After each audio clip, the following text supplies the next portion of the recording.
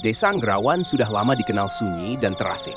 Letaknya jauh dari kota, hanya bisa ditempuh lewat jalan sempit berbatu yang diapit hutan bambu dan ladang ilalang.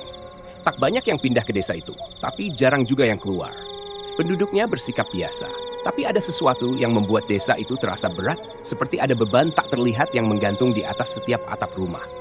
Malam itu, suara jangkrik mendominasi udara.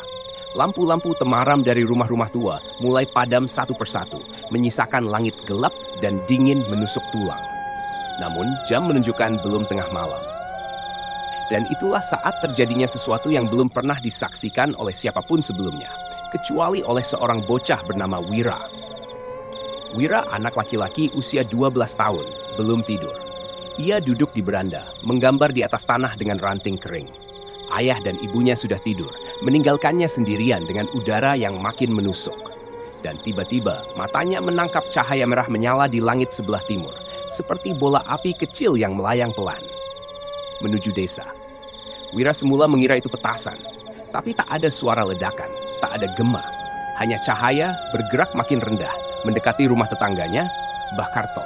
Cahaya itu berputar sebentar di atas atap sebelum menyusup perlahan ke celah genteng. Wira tertegun. Badannya membeku, detak jantungnya seolah tak bisa dikendalikan. Ia mencoba berteriak, tapi suaranya seperti tersangkut di tenggorokan. Esok paginya, seluruh desa terbangun oleh teriakan istri Mbah Karto. "Gantung, dia suamiku digantung!"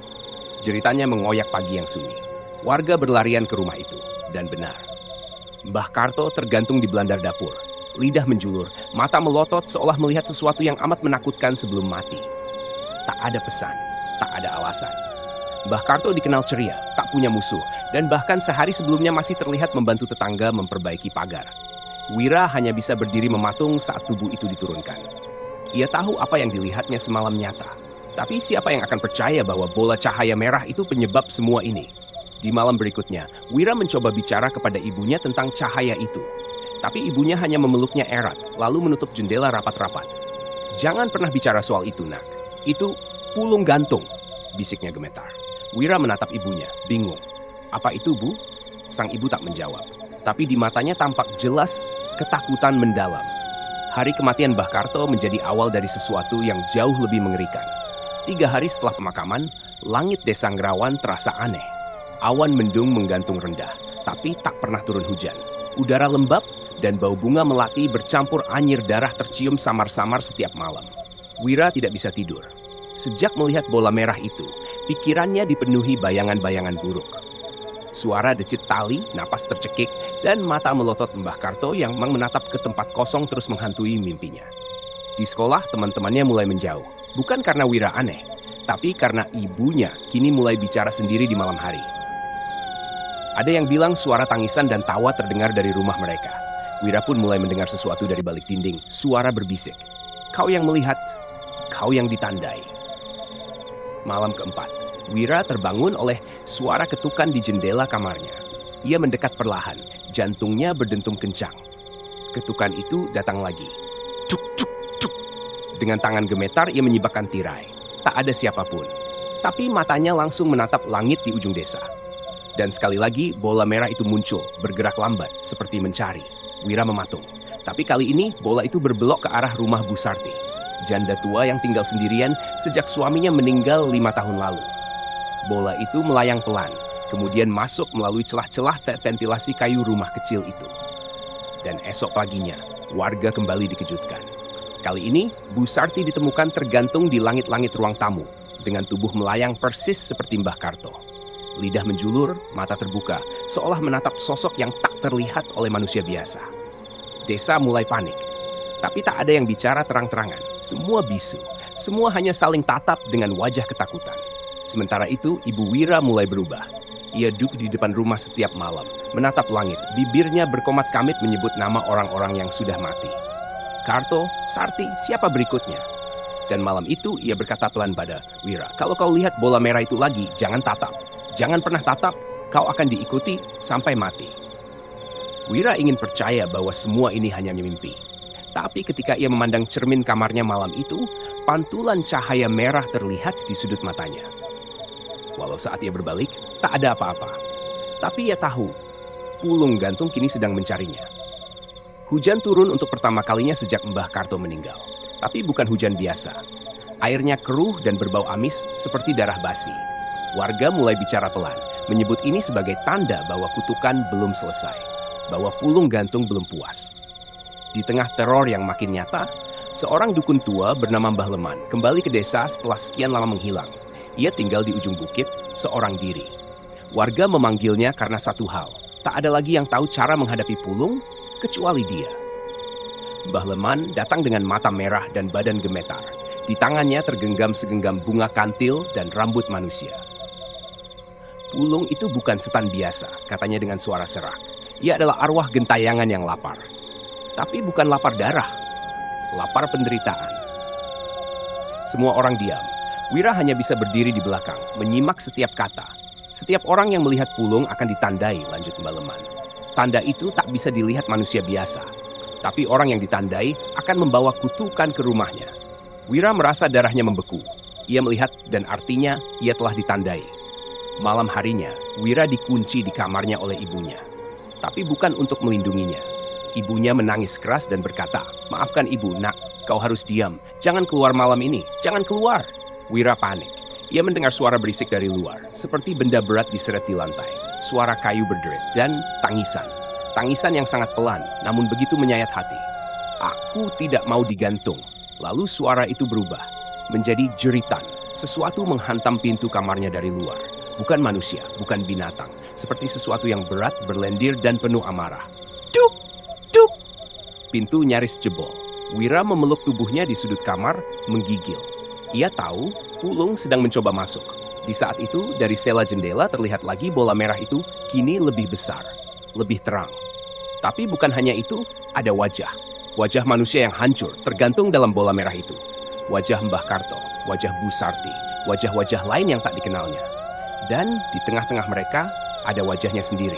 Wira berteriak sekeras-kerasnya, tapi tidak ada yang datang. Di luar, ibunya terdengar menjerit panik, dan kemudian sunyi. Sunyi yang mencekam. Pagi datang, tapi matahari enggan bersinar di desa Ngerawan. Kabut tebal menggulung seperti kabus mayat, dan suara burung pun tak terdengar lagi. Udara lembab. Bau busuk menyengat dari arah sumur tua di belakang rumah Wira. Wira membuka pintu kamar perlahan, gemetar. Ruang tamu kosong. Tak ada ibunya. Tapi ada jejak kaki basah menuju dapur. Jejak itu tak biasa, panjang, lebar, dan meninggalkan noda merah gelap di lantai. Wira mengikuti, berharap itu hanya mimpi buruk. Di dapur, ia menemukan seutas tali tambang tergantung dari belandar masih basah. Tapi tak ada tubuh. Hanya segenggam rambut ibunya di lantai menempel darah. Dan secarik kertas kumal di bawahnya. Tulisan di kertas itu seperti tercoret dengan kuku, kasar dan dalam. Satu harus pergi agar satu bisa tetap hidup. Ini bukan kutukan, ini warisan. Kau adalah penanda berikutnya. Wira menjerit. Tapi suaranya tenggelam di antara lolongan angin yang melintasi genteng. Siangnya, Mbah Leman datang ke rumah Wira. "Aku sudah melihat semuanya dari atas bukit," gumamnya sambil menancapkan tongkat. "Desa ini tak bisa diselamatkan kalau rahasia lama tidak dibuka." "Apa maksudnya?" tanya Wira putus asa. Mbah Leman menatap Wira lama sebelum berkata lirih. "Pulung datang bukan dari dunia luar. Ia lahir dari darah warga desa ini sendiri. Dulu, 70 tahun lalu, desa ini punya adat yang mengerikan. Ketika gagal panen atau kemarau panjang, warga diam-diam memilih satu orang untuk dikorbankan. Digantung. Tubuhnya digantung tinggi-tinggi agar roh kelaparan bisa kenyang dan memberi hujan. Mereka menyebutnya tumbal langit. Dan siapa yang pertama kali dikorbankan?" tanya Wira, suaranya hampir berbisik. Mbah Leman menjawab tanpa ragu, "Kakekmu." Darah Wira mengering. Ia tak pernah tahu siapa kakeknya. Ibunya tak pernah bicara. Tapi sekarang semua jadi jelas. Ia adalah keturunan dari tumbal pertama. Maka ia yang terpilih untuk menerima warisan paling kelam. Malamnya, Wira duduk di kamar dengan segenggam bunga kantil, seperti yang diminta Mbah Leman. Ia harus bertahan semalam tanpa membuka mata, tak peduli apapun yang terdengar. Dan suara-suara itu datang lagi. Suara orang menggantung diri. Leher patah, napas terakhir, ratapan, tawa cekikikan. Tapi Wira menutup mata, menahan napas, menekuk tubuh seperti janin, sampai Su berbisik tepat di telinganya. "Kalau kau tak melihatku, maka aku akan menunjukkan ibumu." Wira tergoda membuka mata, tapi jika ia melakukannya, kutukan akan benar-benar masuk. Wira duduk bersila di lantai kamar, Bunga kantil digenggam erat di kedua telapak tangan. Keringat dingin membasahi pelipisnya, punggung bajunya basah kuyup. Udara di dalam kamar tiba-tiba membeku. Seakan-akan malam sedang menahan napasnya. Langit di luar menghitam total, tanpa bintang, tanpa rembulan. Cahaya lampu petromak mendadak redup, padahal baru saja diisi minyak. Dari luar jendela terdengar suara langkah pelan, menyeret, kemudian berhenti tepat di balik dinding kayu. Wira menutup matanya lebih rapat, tapi suara itu terus berputar di sekeliling kamar. Buka matamu, atau aku akan buka pintumu. Suara itu parau, seperti tali yang bergesek di kerongkongan. Lalu terdengar suara lain, tangisan perempuan, tangisan yang begitu familiar. Wira, ini ibu. Nak, buka matamu, tolong. Suara itu begitu nyata, lirih, penuh kepedihan. Tubuh Wira bergetar hebat. Ia ingin menjawab, ingin membuka mata. Tapi ia ingat pesan Mbah Leman. Apapun yang terjadi, jangan buka matamu. Mereka bisa menyerupai siapa saja. Tapi suara itu makin memohon. Anakku, tolong ibu kedinginan, ibu digantung, gantung, tolong turunkan ibu. Lalu tiba-tiba suara itu berubah, menjadi jeritan panjang dan bunyi tali ditarik kencang. Shrak! Wira berteriak histeris, menutup telinga dan menggigit lidahnya agar tidak pingsan. Tapi tepat saat itu, ada sesuatu yang melayang masuk ke dalam tubuhnya. Tubuhnya melesak ke lantai, dan ia melihat sebuah penglihatan. Bukan dengan matanya, tapi dari dalam pikirannya. Dalam penglihatan itu, ia berada di tengah alun-alun desa tua. Malam hari, di tengah kerumunan warga. Mereka berdiri diam, tanpa wajah, menghadap sebuah pohon randu besar. Dan dari dahan tertinggi pohon itu, tergantung seorang lelaki tua. Lehernya patah, tubuhnya mengayun pelan. Itulah kakekmu, bisik suara dari balik kegelapan. Mereka menggantungnya agar hujan datang, tapi mereka tidak tahu roh yang lapar tidak pernah kenyang. Lalu tubuh yang tergantung itu mendongak. Wajahnya adalah wajah Wira sendiri. Wira terlempar kembali ke tubuhnya. Ia terengah-engah di lantai kamar. Bau bunga kantil kini digantikan bau busuk yang menusuk hidung, bau daging busuk dan tanah kuburan. Pintu kamar terbuka dengan sendirinya. Dan Mbah Leman berdiri di sana, membawa kendi tanah liat dan seikat jerami gosong. Kau melihatnya? Tanya Mbah Leman perlahan. Wira mengangguk. Berarti kau siap. Siap untuk apa? Untuk menghadapi malam penanda, malam ketujuh. Di mana Pulung akan datang sendiri untuk menjemputmu. Malam ketujuh datang tanpa angin, tanpa jangkrik, tanpa suara. Desa Ngrawan kini terasa seperti kuburan yang bernapas. Dingin dan penuh bisikan halus dari arah manapun. Wira berjalan mengikuti Mbah Leman menuju pohon randu tua di ujung desa. Tempat di mana pengorbanan pertama dilakukan 70 tahun lalu. Di tangan Mbah Leman tergenggam kendi tanah liat berisi air dari sumur terlarang. Di tangan Wira, seikat bunga kantil dan selembar rambut ibunya yang ia temukan di dapur. Ritual ini bukan untuk mengusir Pulung, bisik Mbah Leman pelan. Tapi untuk menghadapinya. Karena sekali kau melihat wajahnya, kau tidak bisa lari. Kau hanya bisa memilih, mati atau menggantikan tumbal. Wira menelan ludah, kepalanya berdenyut, tubuhnya terasa panas dingin. Tapi ia tak mundur. Di bawah pohon randu, Mbah Leman menggambar lingkaran dengan darah ayam hitam. Di tengahnya ia menyalakan api dari rambut dan bunga kantil, lalu menuangkan air kendi ke tanah sambil membaca mantra dalam bahasa Jawa kuno. Langit perlahan memerah, kabut naik dari tanah menyelubungi kaki mereka. Dan dari kejauhan, cahaya merah itu muncul.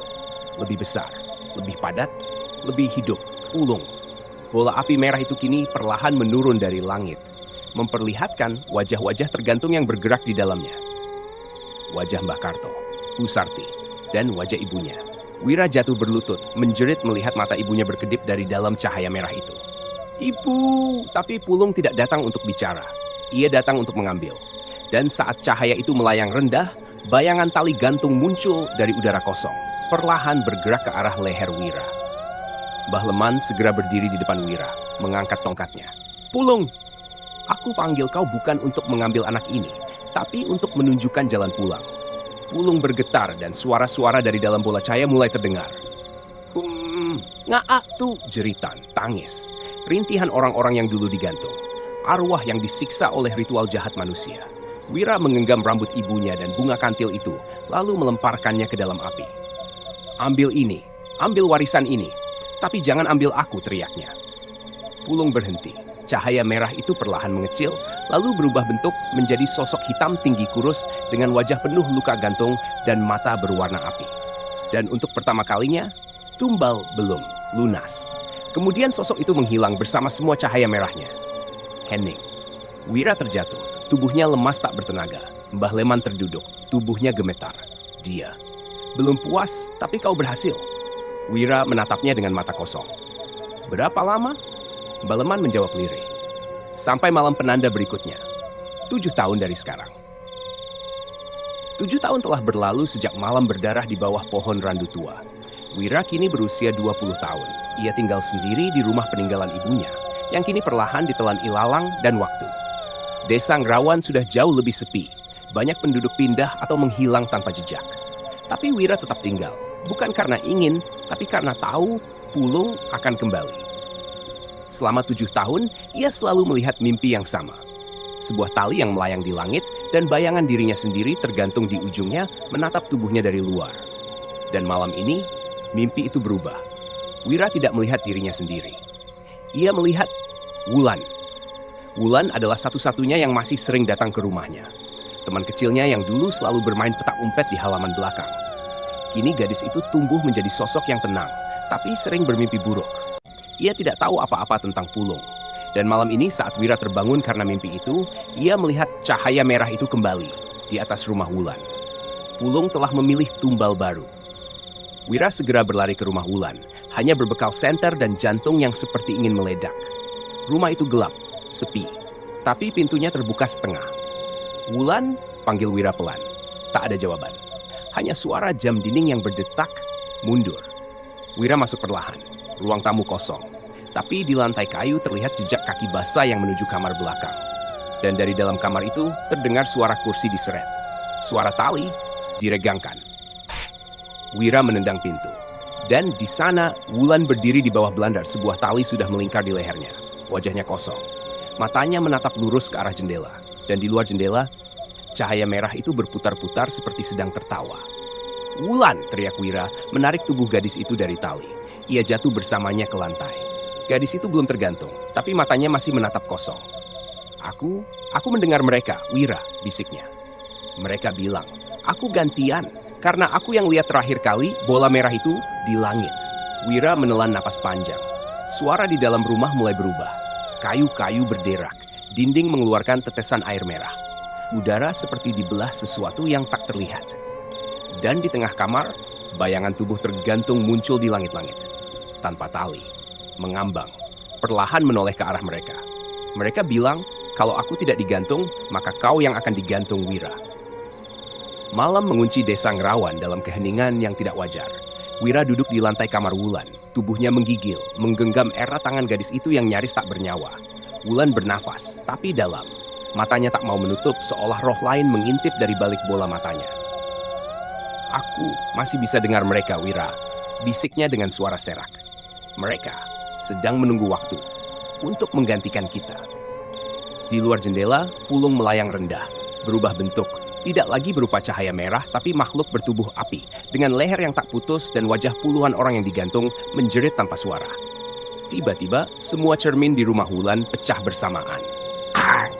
Gambaran tubuh tergantung terpampang di setiap potongan pecahan kaca. Bukan hanya satu, tapi 2 tubuh. Wira dan Wulan. Mereka lari dari rumah itu. Tapi suara jeritan tetap mengikuti. Di tiap jalan, di tiap gang, suara tali diayunkan terdengar seperti lonceng kematian.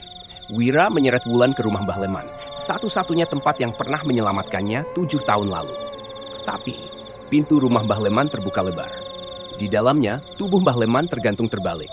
Matanya membelalak keluar, lidahnya menjulur sampai menyentuh lantai. Telah dimulai lagi, tertulis dengan darah di dinding. Wira menjerit dan menarik Wulan menjauh. Tapi gadis itu kini semakin lemah. Matanya mulai hitam. Nafasnya tercekat. Aku bisa rasakan tali itu di leherku, Wira. Wira panik. Ia membanting pintu sebuah rumah kosong, mengunci diri di dalam. Tapi malam sudah kehilangan batas. Setiap bayangan di dinding menggantung. Setiap suara angin membawa jeritan yang ia kenal. Dan kini, ibunya muncul dari dalam bayangan. Tubuh sang ibu setengah hancur, matanya berlubang, dan tali masih melingkar di lehernya. Kau pikir kau bisa melarikan diri, nak? Pulung tidak hanya warisan, ia adalah takdir, dan takdir selalu menuntut darah. Wira menunduk, menutup telinga, tapi Wulan berdiri. Wulan menatap arwah ibunya Wira. Kalau memang harus ada yang mati, ambil aku, biar aku gantikan. Wira menjerit, tapi semua sudah terlambat. Pulung muncul dari bayangan lantai, mengambang perlahan, membuka kedua tangannya. Dan tali gantung meluncur dari langit-langit, meliuk seperti ular melilit leher Wulan. Tidak! Wira melompat, memeluk tubuh Wulan, menariknya ke lantai sebelum tali itu benar-benar mengencang. Tubuh mereka terhempas. Tapi tali itu masih melayang, mencari, meliuk, sampai tiba-tiba ada tali lain yang muncul dari belakang Wira. Dan kali ini, tali itu melingkar ke lehernya sendiri. Leher Wira tersentak ke belakang. Tali dingin dan kasar melingkar sempurna, menarik tubuhnya ke atas tanpa ampun. Wira tak sempat melawan. Ia melihat wajah Wulan yang memudar. Tangannya terulur, tapi tak sampai. Dan dalam sekejap, gelap.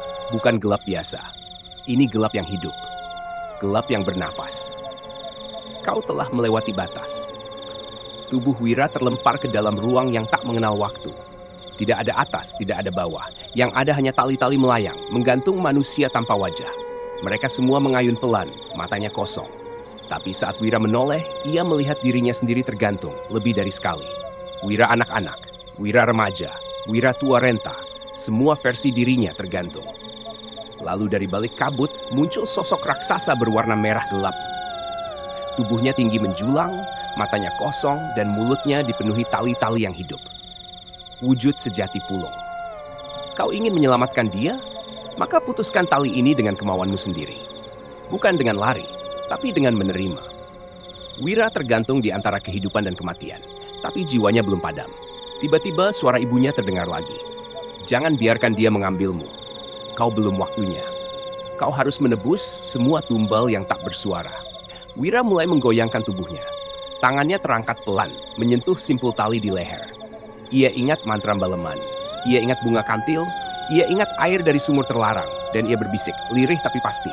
Aku bukan tumbal, aku penjaga. Dan aku menolak takdirmu. Tiba-tiba dari dada Wira muncul cahaya putih. Tali itu terbakar, putus di tengah udara.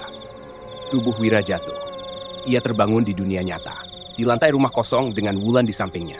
Masih bernapas, masih hidup. Tapi tubuhnya lemas. Di lehernya ada bekas merah berbentuk tali. Dan di langit, Pulung menghilang. Untuk malam ini, ia gagal. Tapi sebelum cahaya pagi muncul, suara bisikan terakhir terdengar dari kejauhan. Tak selamanya kau bisa memutus tali. Karena di ujung waktu, tali itu akan menjemput semuanya.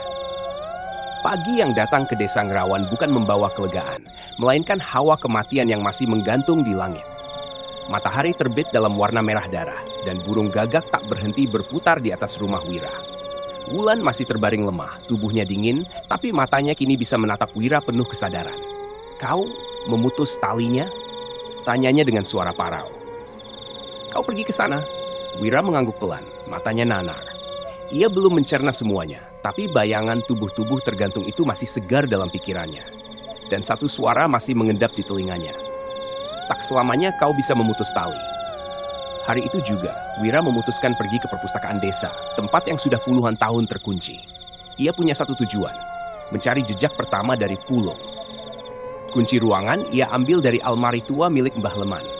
Dan saat pintu perpustakaan tua itu terbuka, bau debu dan kertas lapuk menyambutnya, seperti jeritan bisu masa lalu.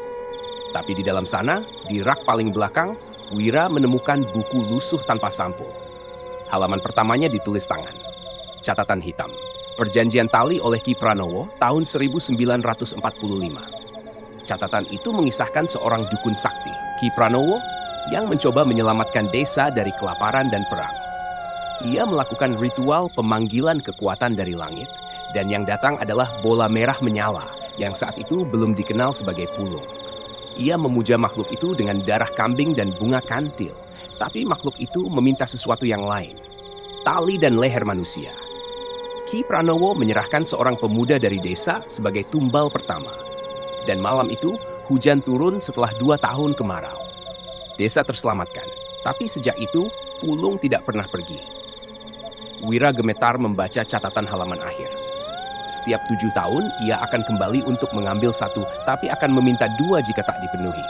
Dan jika tak ada yang digantung, maka desa akan digantung seluruhnya. Di luar, langit mulai gelap. Matahari masih siang, tapi awan merah perlahan turun. Angin berubah dingin. Dan dari celah jendela, Wira melihat bayangan tali menggantung di langit. Pulung kembali lebih cepat. Langit di atas desa Ngrawan tak lagi biru. Ia berubah menjadi kanvas merah kelam, seolah darah dari ratusan leher yang tergantung mencoreng langit itu sendiri. Wira berdiri di halaman perpustakaan tua. Napasnya tercekat saat melihat tali-tali tergantung dari awan, melayang-layang di atas rumah-rumah warga. Dan hanya dia yang bisa melihatnya. Tanda telah muncul. Jika tak ada yang digantung, maka desa akan digantung seluruhnya. Wira berlari ke rumah Wulan. Ia belum tahu apa yang harus dilakukan, tapi ia tahu satu hal, Pulung tak mau menunggu. Saat ia tiba, Wulan tengah berdiri di depan cermin. Wajahnya pucat, matanya berkaca-kaca. "Wira," gumamnya, "aku melihat tetangga kita, Pak Sokatmo. Dia tergantung di pohon nangka." Wira membeku. Mereka berlari ke halaman belakang rumah Pak Sokatmo. Dan di sana tubuh lelaki tua itu mengayun perlahan di tali yang tak tampak. Kakinya menyentuh tanah, tapi wajahnya biru, lidah terjulur, matanya melotot. Tak ada bekas tali, tapi ia jelas mati tergantung. Dan di sekeliling tubuhnya, cahaya merah berputar-putar membentuk wajah manusia tanpa mata. Wulan muntah. Wira menggigil. Ia tahu ini baru awal. Malam belum datang. Tapi satu demi satu warga mulai melihat hal yang sama. "Kenapa ada tali di atas rumahku?" Siapa itu yang melayang di langit? Aku mendengar suara kursi diseret tengah malam. Dalam waktu kurang dari 24 jam, 3 orang ditemukan mati tergantung di tempat berbeda. Tapi semuanya tidak benar-benar tergantung. Tak ada tali, tak ada jejak. Hanya leher yang patah dan wajah yang ketakutan. Dan yang membuat Wira semakin ngeri adalah satu pola yang ia sadari. Semua korban adalah keturunan dari orang-orang yang ikut dalam ritual Ki Pranowo dulu. Termasuk Wira dan Wulan. Di malam ke-13 sejak Pulung kembali, desa Ngrawan mulai sepi. Banyak yang pergi. Tapi bagi mereka yang memiliki tanda, tak ada tempat aman. Karena Pulung tak menghampiri rumah. Pulung menghampiri darah. Dan malam itu, Wira bermimpi lagi. Tapi kali ini bukan tentang dirinya. Ia melihat seluruh desa tergantung, rumah-rumah seperti mayat, pohon-pohon menggantung tubuh manusia. Dan dari langit, tali raksasa melingkar, mengunci seluruh desa dalam jerat. Dan di tengah semua itu, Wulan berdiri sendiri dengan tali merah menyala melingkar di lehernya. Wira tak bisa tidur setelah mimpi itu. Bukan karena takut, tapi karena tali merah yang dilihatnya di leher Wulan kini benar-benar ada. Tipis, samar, hanya terlihat saat cahaya redup menyentuh kulitnya. Tapi nyata. "Aku sudah dipilih," bisik Wulan lirih. "Aku bisa merasakannya tiap malam, seolah seseorang menunggu aku tergelincir dan menggantung sendiri." Wira menggenggam tangan Wulan erat. "Kau nggak akan pergi. Kali ini, aku yang akan lawan dia." Wira kembali ke catatan perjanjian tali. Ia membaca ulang bagian akhir berkali-kali hingga akhirnya menemukan yang ia lewatkan sebelumnya. Tali tidak bisa dihancurkan, tapi bisa dikunci. Dengan penangkal kuno bernama kalung kawat api yang terbuat dari paku makam dan abu mayat. Kalung itu disimpan oleh Ki Pranowo dalam kotak batu, dikubur di bawah pohon beringin tua di belakang balai desa. Tapi, sejak Pulung datang kembali, tak seorang pun berani ke sana. Sudah 2 warga yang hilang setelah mencoba menggali, dan yang satu ditemukan tergantung di sumur tua. Tengah malam, Wira membawa cangkul dan berangkat sendiri. Langit sudah hening, terlalu hening. Seolah semua makhluk bersembunyi dari tali yang menari-nari di udara. Pohon beringin tua itu berdiri kokoh, cabangnya menjulur seperti jemari mayat. Wira menggali di bawah akar, napasnya berat. Setiap ayunan cangkul membawa suara lirih. "Sudah dekat, sudah dekat, sudah dekat!" Akhirnya, duk! Cangkulnya menghantam benda keras, kotak batu, tertutup rapat dengan simbol darah dan lilitan benang merah tua. Tapi saat ia menyentuhnya, langit berubah. Tali-tali raksasa turun dari awan, melingkar di pohon, rumah, dan bahkan tanah. Udara menjadi beku, dan suara menggema di telinganya.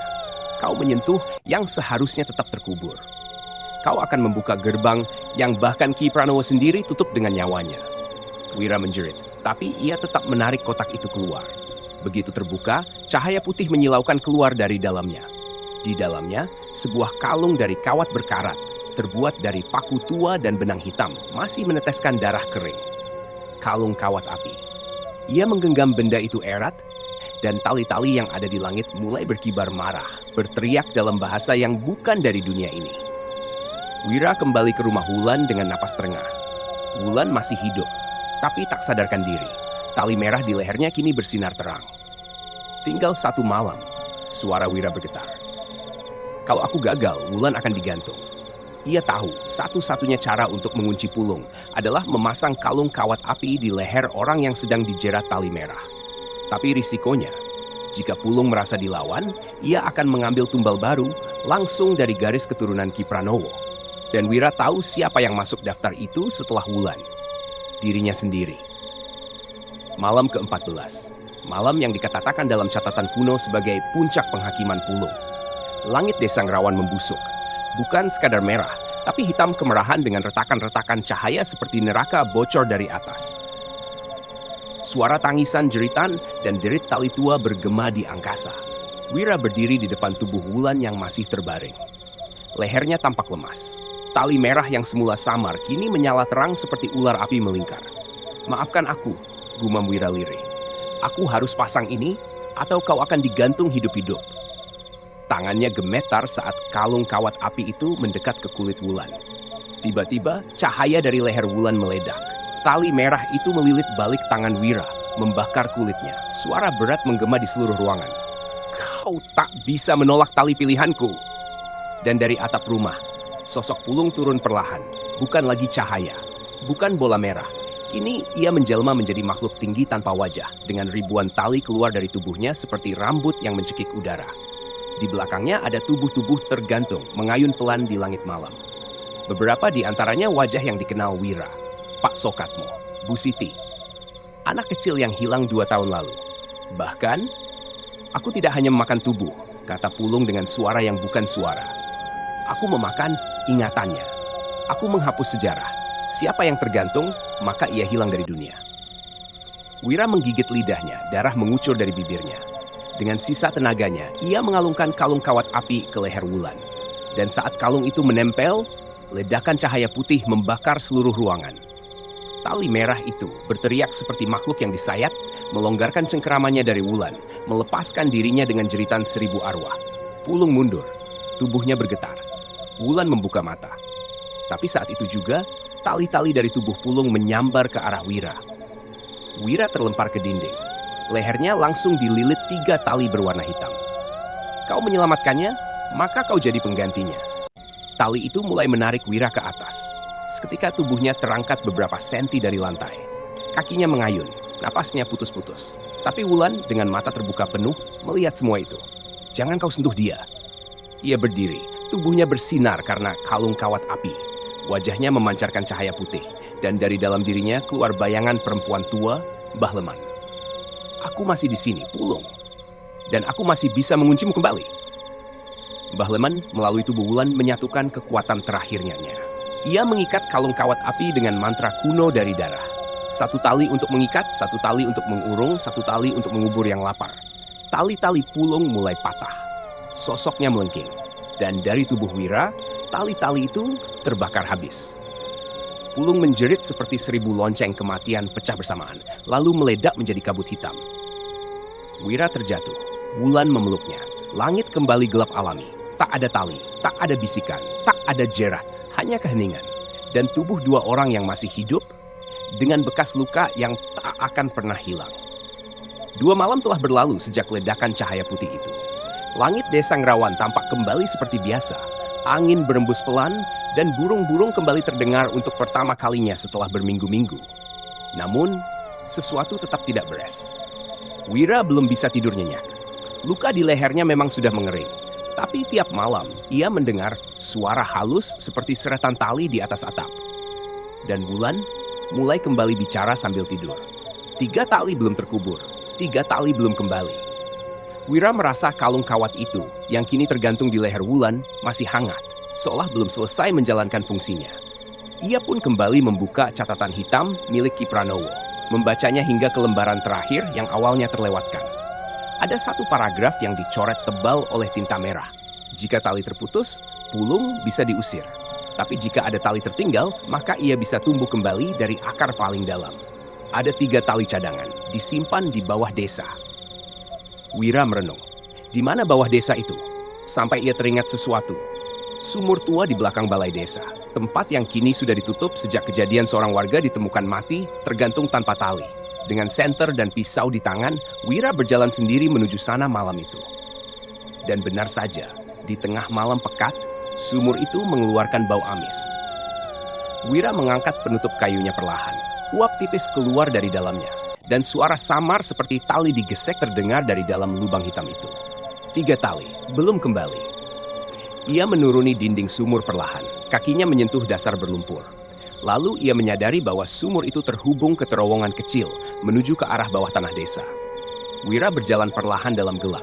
Dinding tanahnya lembab, udara semakin berat, dan lama-lama ia mencium bau anyir darah. Sampai akhirnya ia sampai di ruangan bawah tanah kuno, dipenuhi ukiran dan simbol-simbol pemujaan tua. Dan di tengah ruangan itu 3 tali tergantung, masih hidup, berputar, meronta, dan bernapas. Salah satu tali menyadari kehadirannya. Ia melompat seperti ular, mencoba melilit kaki Wira. Wira menebasnya dengan pisau, namun tali itu tidak putus. Tiba-tiba seluruh ruangan bergetar. Suara berat muncul dari balik tanah. Kau membuka gerbang yang kedua, dan gerbang ketiga akan menghisapmu masuk. Wira berlari. Tapi tali-tali itu kini bergerak liar, mengejar, membelah tanah dan menyebar seperti akar jahat di seluruh dasar desa. Ia berhasil keluar dari sumur dengan tubuh penuh luka.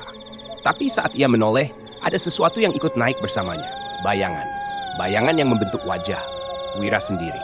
Tapi matanya hitam, mulutnya robek, dan tali merah menyembul dari tengkuknya. Kau telah melepaskan sisaku, kata bayangan itu. Dan sekarang akan ada pulung yang baru. Bayangan itu berdiri beberapa meter di depan Wira. Wujudnya sama persis, kecuali mata hitam legam dan tali merah yang tumbuh dari punggungnya. Kau tak bisa lari, katanya dengan suara yang retak dan dalam. 3 tali itu adalah bagian dari jiwamu, bagian dari sejarah keluargamu, bagian dari darahmu. Wira mundur perlahan, napas tercekik. Di kejauhan, ia bisa melihat Wulan berlari ke arahnya, membawa kalung kawat api. Tapi saat ia ingin memanggilnya, bayangan Wira menghilang dan muncul kembali tepat di belakang Wulan. Tali merah menyambar ke arah leher Wulan. Wira menjerit, berlari sekuat tenaga, menubruk tubuh bayangan itu hingga terpental ke tanah. Kau mau gantikan dia? Suara dari langit pecah seperti suara jerit ribuan leher patah. Maka kau akan menjadi tuan dari pulung yang baru. Wira menoleh ke Wulan. Air matanya mengalir. Ia tahu pulung tak bisa dihancurkan, hanya bisa dikurung. Dan satu-satunya cara mengurungnya sepenuhnya adalah dengan tumbal sukarela yang berasal dari darah keluarga pemanggil awal. Kau tahu kan, Wulan? Bisik Wira. Aku keturunan Ki Pranowo. Aku yang harus jadi gembok terakhir. Wulan menggeleng sambil menangis. Tapi Wira tersenyum lemah. Ia mengambil kalung kawat api dari tangan Wulan dan melingkarkannya ke lehernya sendiri. Aku menyerahkan tubuhku untuk mengunci sisa pulung, ucapnya dengan lirih. Tanah di bawah Wira terbuka. 3 tali merah menyambar ke arahnya, mengikat tangan, kaki, dan lehernya. Namun kali ini tubuhnya tak mempasrah. Wulan berteriak, tapi cahaya putih dari kalung kawat api menyala sangat terang, hingga seluruh langit desa menjadi putih menyilaukan, dan tali-tali itu meleleh. Bayangan Wira terbakar. Suara jeritan menggema dari langit hingga bumi retak-retak. Wira lenyap. Beberapa detik kemudian, langit kembali biru, udara menjadi ringan, burung-burung kembali berkicau. Wulan berdiri sendiri di depan sumur. Tak ada sisa tali, tak ada suara bisikan, tak ada bayangan. Hari-hari berlalu. Desa Ngrawan perlahan bangkit kembali. Tapi satu hal aneh mulai terjadi. Setiap malam, bulan gelap, satu cahaya merah terlihat melayang di atas pohon tertua desa. Tak bersuara, tak bergerak, hanya diam. Dan mereka bilang, jika kau terlalu dekat dengan pohon itu, kau akan mendengar suara seorang pemuda berkata, aku tak digantung, tapi aku jadi pengikat terakhir. Dan aku masih menjaga agar tali itu tak pernah tumbuh lagi.